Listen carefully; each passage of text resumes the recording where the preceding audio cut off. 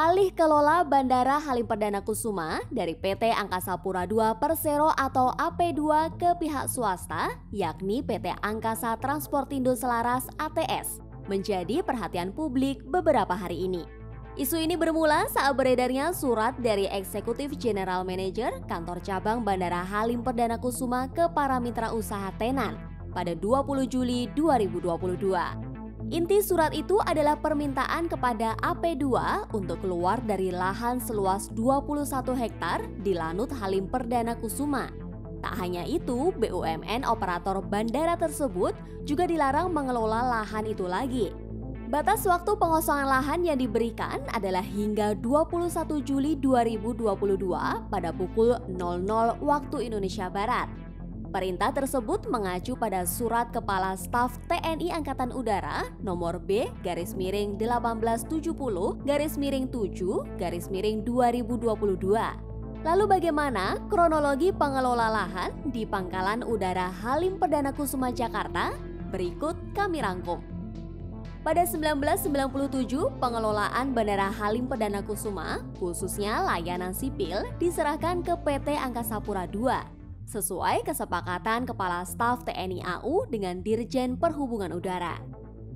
Pada 24 Februari 2005, Induk Koperasi Angkatan Udara Inkopau membuat perjanjian dengan perusahaan di bawah Lion Group PT Angkasa Transportindo Selaras ATS yang mengatur Lion Air Group mendapat hak konsesi pengelola Halim selama 25 tahun sejak 2006. Konsesi ini akan berakhir pada 2031. Pada 2 Mei 2011, Pengadilan Negeri Jakarta Timur mengabulkan gugatan ATS kepada Inkopau dan Angkasa Pura II agar pengelolaan Bandara Halim diserahkan ke ATS. Lantas, Angkasa Pura II mengajukan banding hingga kasasi dengan ketetapan sama. Pada 11 Februari 2016, Mahkamah Agung menolak permohonan peninjauan kembali yang diajukan PT Angkasa Pura II tentang pengelolaan Bandara Halim Perdana Kusuma. Dengan putusan ini, berarti hak kelola ada di PT Angkasa Transportindo Selaras, perusahaan patungan Lion Air Group dengan Induk Koperasi Angkatan Udara. Namun, Angkasa Pura II tetap mengelola Bandara Halim hingga kini. Pada Januari 2022, Bandara Halim direvitalisasi sehingga tidak beroperasi untuk melayani penerbangan sesuai dengan Peraturan Presiden Nomor 9 Tahun 2022.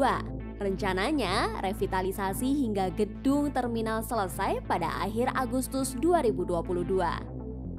Pada 20 Juli 2022, mitra usaha di Bandara Halim diminta mengosongkan lahan di area seluas 21 hektar melalui surat dari EGMKC Bandara Halim.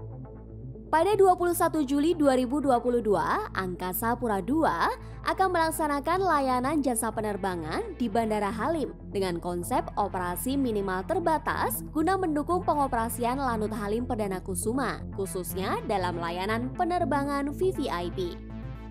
Rencana pengelolaan bandara internasional oleh pihak swasta kian dipertanyakan. Direktorat Jenderal Kekayaan Negara atau DJKN Kementerian Keuangan menyatakan bahwa perubahan pengelolaan Bandara Halim sebagai barang milik negara harus melalui persetujuan pemilik barang tersebut atau dalam hal ini Menteri Keuangan yang merepresentasikan negara.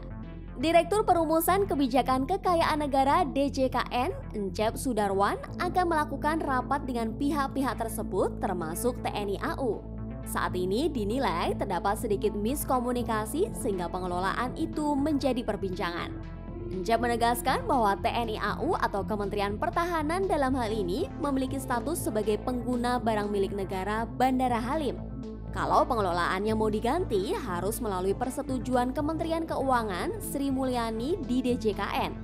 Pemanfaatan BUMN harus sesuai persetujuan pemilik barang, kata Encep dalam media briefing DJKN pada Jumat 22 Juli 2022.